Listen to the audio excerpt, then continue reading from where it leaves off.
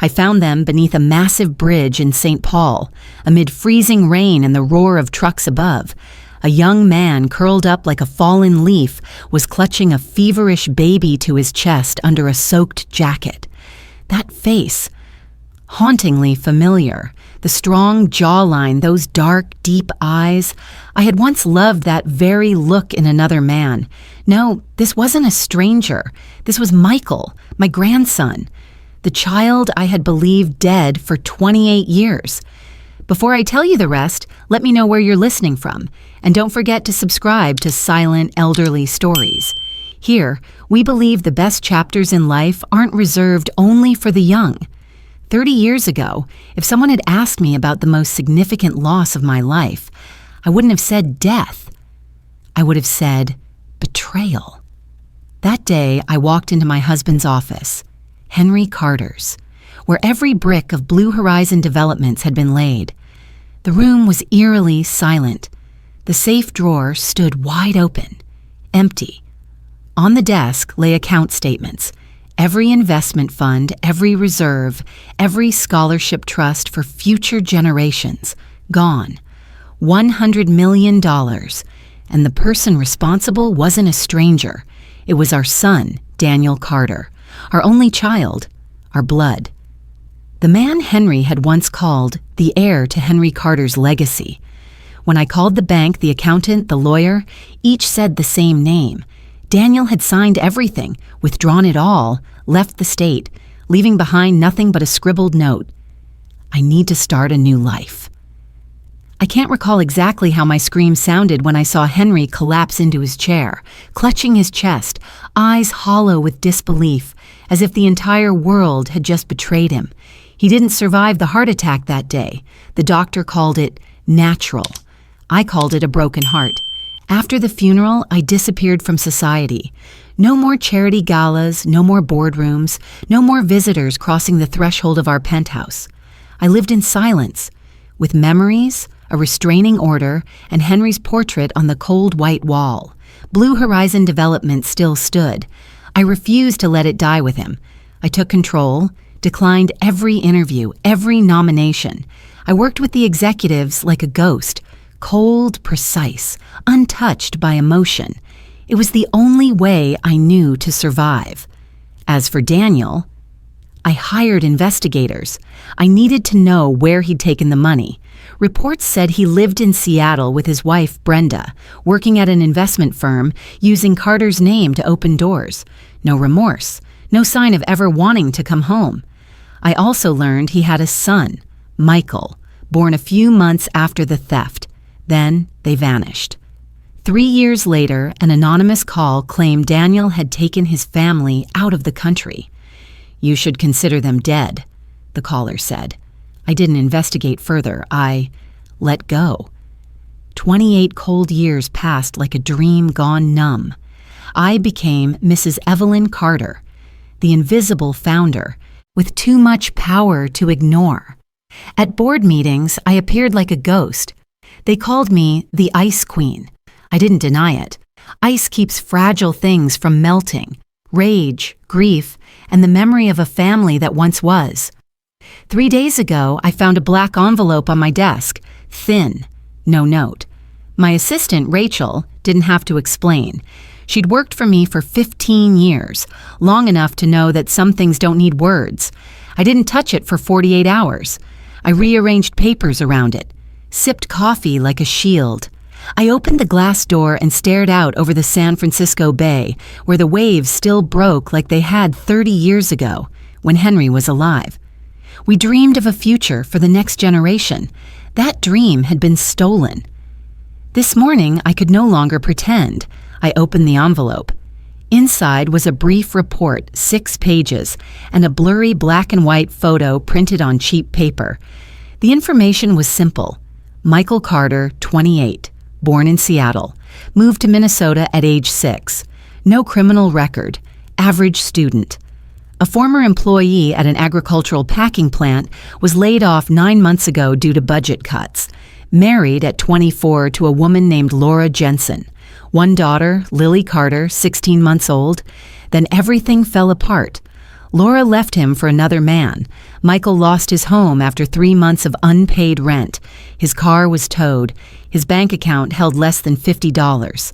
The line that froze me came near the end. Called parents requesting temporary help. Request denied. I repeatedly read those 2 words, request denied, as if they might change if I looked long enough. But they didn't. Daniel had rejected his own son, just as he once rejected us. No apology, no trace of conscience. Some patterns run deep in the blood. The final page was the photo. A stretch of bridge, dim gray light, rain blurring the concrete. A thin man crouched, cradling a small bundle in his arms. A torn jacket covered the baby's face. One tiny hand reached out, clutching his collar like an anchor in a storm. I stared at that picture as if I could step inside it and pull them out of that cold shadow. Michael, my grandson, and little Lily, Henry's great-granddaughter, live under a bridge. No home, no food, no hope. I can't remember the last time I cried. Maybe the day Henry died. Maybe earlier.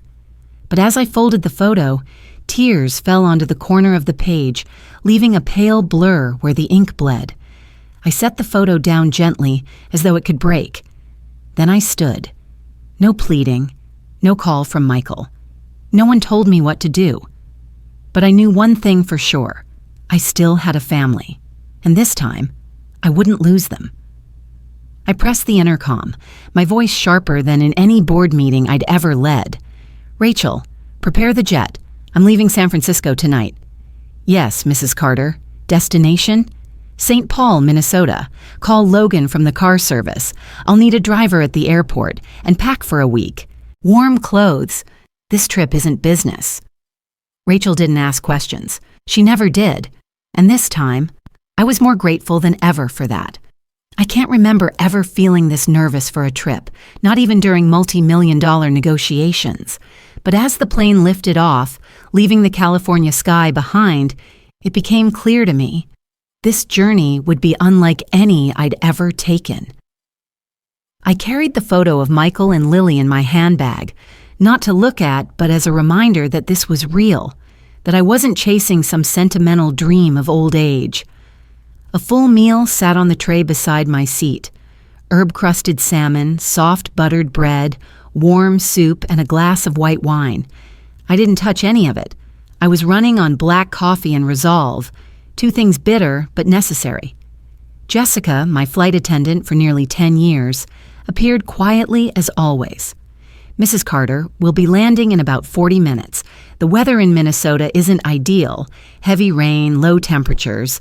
Would you like us to prepare any additional warm clothing?" "No need. I've prepared for the weather, and for worse." She nodded without another word and stepped away. I knew I wasn't easy to approach. Perhaps I never had been.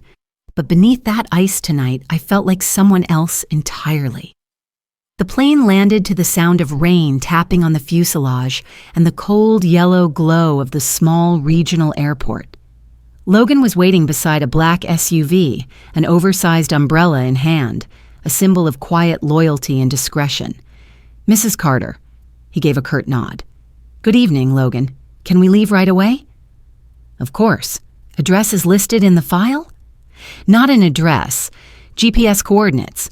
Under Interstate 94, north of downtown St. Paul. It's not a pretty place." Logan didn't react. Those who had worked with me long enough knew. My most unexpected decisions often hid my deepest intentions. The SUV rolled into the night. Through the window, I watched a city like any other in America. Bright fast food signs, painkiller billboards, shuttered stores. Then, the car turned east, and the scenery began to change. The new buildings vanished.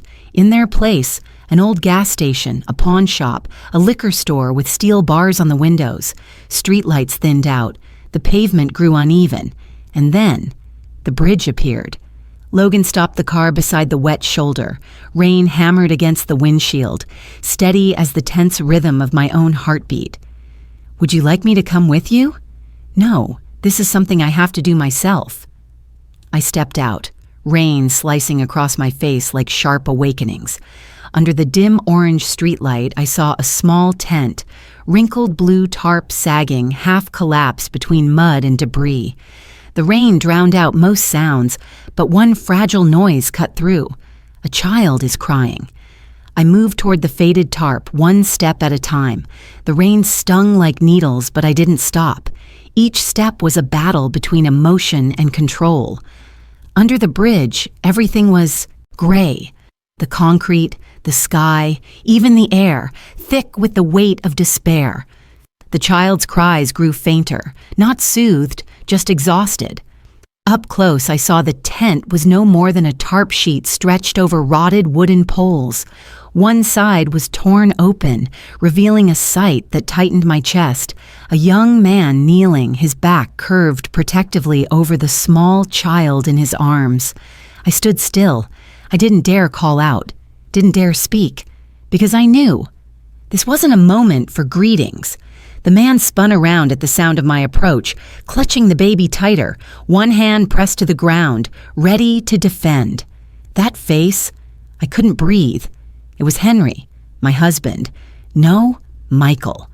But the same deep eyes, the sharp jaw, the tension beneath exhaustion, all his grandfather's legacy.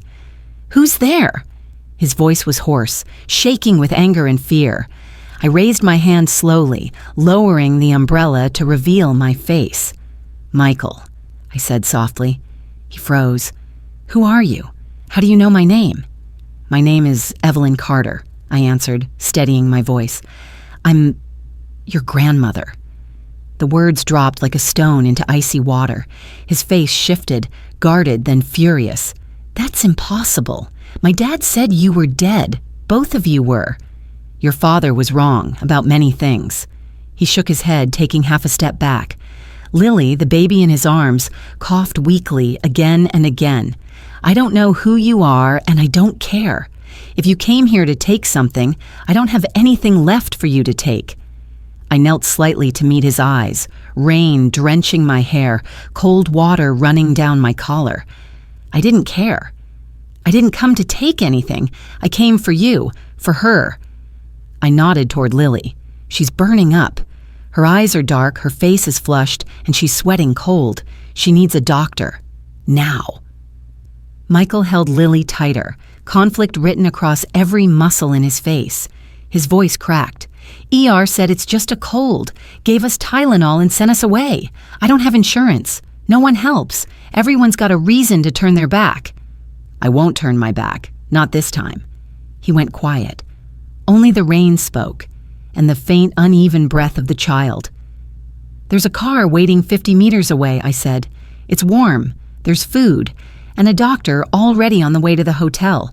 I'm not asking you to trust me. I'm asking you to do what's right for her." Michael looked down at Lily, then back at me. His eyes reddened, not from rain, but from years of abandonment rising to the surface. "Her name is Lily," he whispered. "If I go with you, there are no strings attached, right?" "None. Just a chance to start over, if you want it." He stood slowly, still cradling his daughter. A worn backpack with frayed straps was all he owned. When I reached out to take it, he said quietly, "I can carry it myself. She's my responsibility." We walked out of the encampment together. The rain kept falling, but I knew this was Michael's first step out of the shadows in years. The SUV waited beneath the hotel awning, engine humming, warmth filling the cabin. Logan said nothing as we climbed in, soaked to the bone. Michael sat first, Lily pressed to his chest, trembling with cold and exhaustion. I sat beside them, silent. And in that moment, I understood. Silence can be its own way of saying, "I'm here and I'm not leaving." We reached the Grandstone Hotel in less than 10 minutes. Dr. Winters, the physician I'd called from San Francisco, was already waiting in the suite.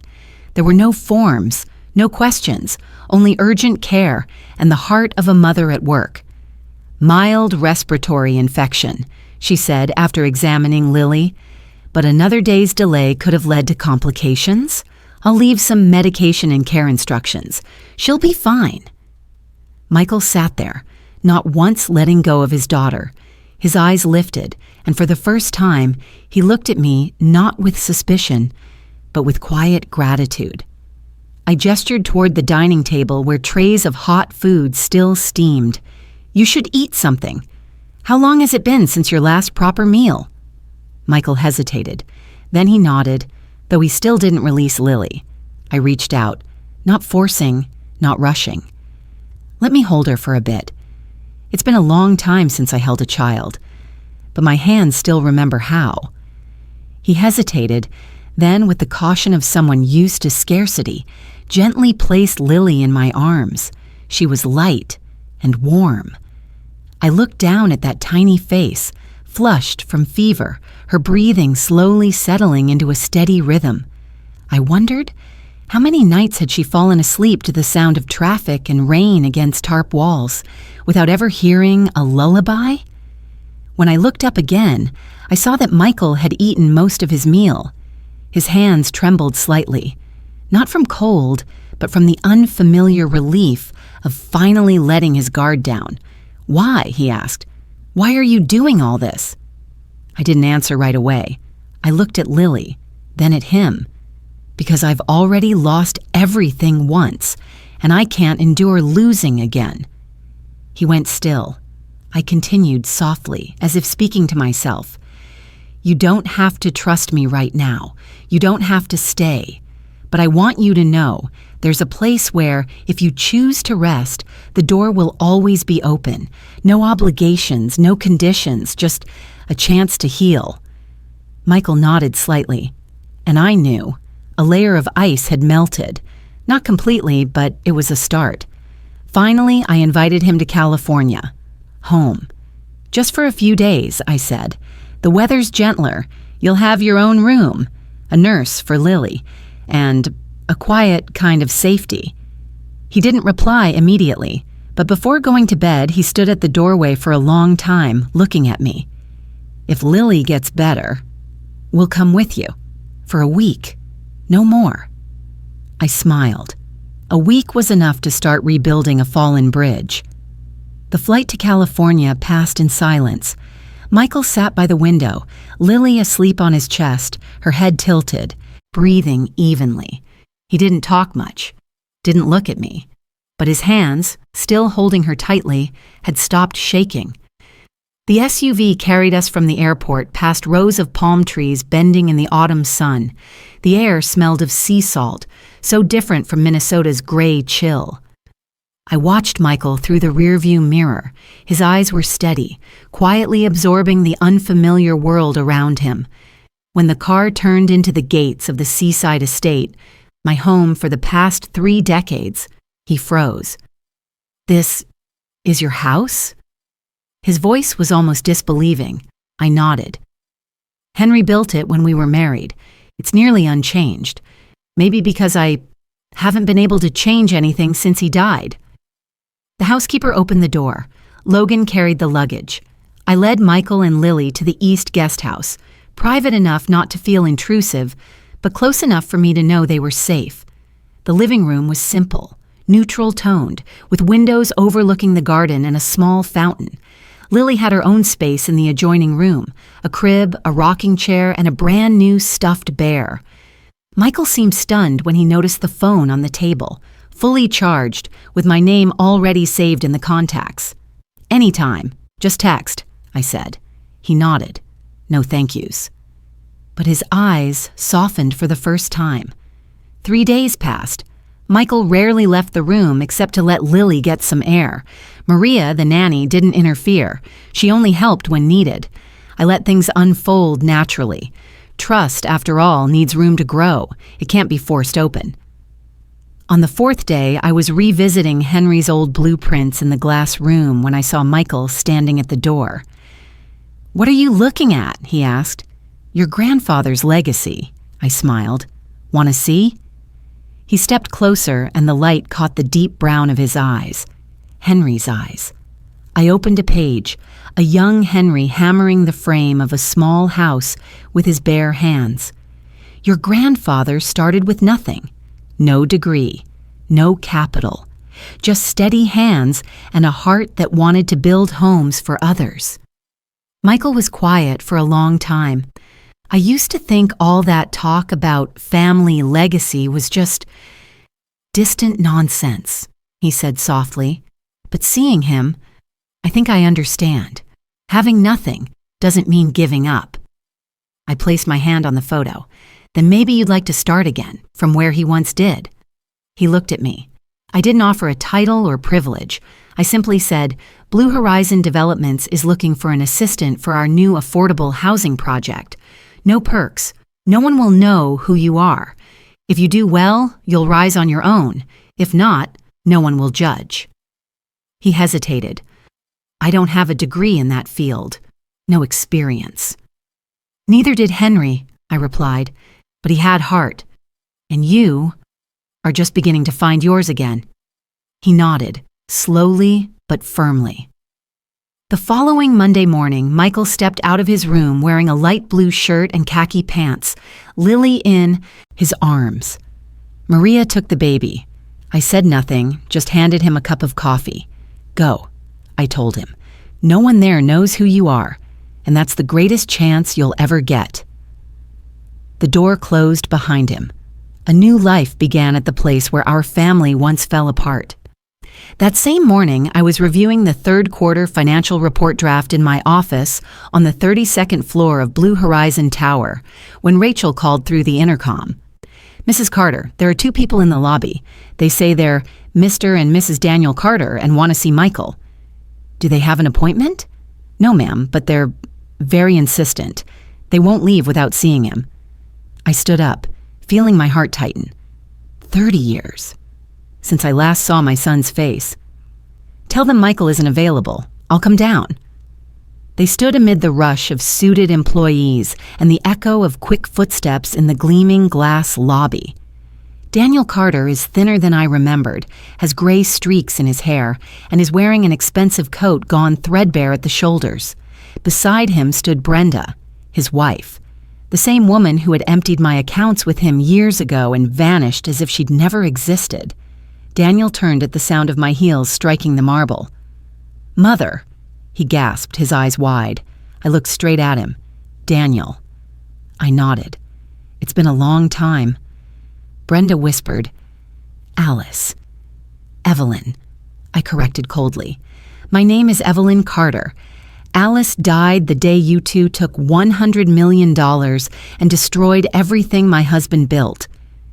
Daniel glanced around, realizing the atmosphere wasn't as warm as he'd imagined. He forced a polite smile. We just want to talk to Michael. We're his parents. You understand, Mother. I stepped closer. Parents? Then tell me, what kind of parents let their son and granddaughter live under a bridge, in the rain, with a high fever, and not a single dollar to their name? Brenda cut in quickly. We were struggling. We couldn't help everyone. Couldn't, I interrupted. Or wouldn't. Do you remember when Michael called, begging for a place to sleep? What was the response again? Request denied. Those words sound familiar because I heard them too, from Daniel 30 years ago. Daniel clenched his jaw, struggling to keep his composure. We just want to make peace, to start over. He's still my son. I looked at him as if at a stranger. No, Daniel. He's my son now. The one I found after you abandoned him. The one I cared for. The one who rebuilt himself from the wreckage you left behind. And then Michael walked in. He had been standing just beyond the door, listening to everything. He said nothing until all eyes turned toward him. I don't need you to protect me, ma'am, he said quietly. Not angry, just tired. Hello, Dad, he added. Daniel stepped forward, his false warmth painfully transparent. Michael, I'm so glad to see you doing well. We can start again. We're family, right? Michael shook his head, his voice colder than the ocean wind. Family doesn't let you live under a bridge. Family doesn't tell you your grandmother is dead. Family doesn't reject a child who asks for help. And real family doesn't show up only when they see money and power. Daniel froze. For the first time, He had no words. Michael continued, "I don't hate you because hate is still a connection, and I don't feel anything anymore." He turned to me. "Can you end this?" I nodded and took an envelope from my handbag. A restraining order. "If either of you approach Michael or Lily again, you'll face legal action. And if you want publicity, I still have every piece of evidence from the theft years ago, ready for the press." Brenda went pale. Daniel lowered his head. Neither spoke again. Michael didn't look back as he left the lobby. He only said to me, softly enough that no one else could hear, "I don't know if I did the right thing, but I know I'm done." And I felt a chapter close for the first time in 30 years. 6 months after that fateful meeting, Michael was no longer the gaunt young man I'd found under a bridge. He had become an adult, not because of the fitted suit or his new title, Senior Project Manager at Blue Horizon Developments, but because his eyes had changed, his posture had changed, his heart had changed. Lily was now 2 years old. Every Friday afternoon, she toddled down the office hallways, giggling, when Michael came to pick me up for dinner. Her curly brown hair bounced, and her babbling filled the air, sunlight in my heart after 30 years of winter. That morning, during the company's board meeting, I entered with a decision I had carried for months. After presenting the next quarter's strategy, I rose, looking at the colleagues who had kept this company standing through every storm. Blue Horizon was never just about building houses, I said. It was about creating places to return to. Henry believed a home is the one thing that can hold a person together in a vast world. I looked toward the end of the table, where Michael sat quietly, unaware of what was coming. After 30 years at the helm, it's time to pass the wheel to someone who understands. Raising walls is easy, but building a family, that's what truly matters. I turned and extended my hand. "Michael Carter, as of today, you are the Chief Executive Officer of Blue Horizon." The room fell silent. A few stunned faces, a few slow nods. Then applause. Genuine. Not for the Carter name, but for what he had earned with his own hands. Later, as we stood by the glass wall of the top floor, watching the city bathed in sunlight, Lily clutched my hand and looked up. "Grandma, do we really have fish in the pond at home?" I laughed, brushing her messy curls. "Yes, and if we don't, we'll put some there. Because where there's family, there are fish in the pond, doors that stay open, and hearts that never close."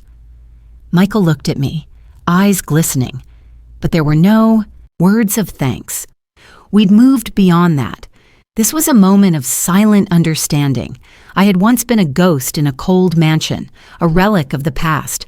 But now, with Lily's laughter echoing through the halls and Michael rebuilding an old dream, I was alive again. Family isn't always perfect, but if you can hold it together and heal it, it will always be your most precious thing. So what about you? Would you forgive the child who betrayed you, or protect the next generation instead if it were you? Share your thoughts in the comments, and don't forget to subscribe to Silent Elderly Stories, where we share true tales of healing and love that reach the deepest corners of the heart.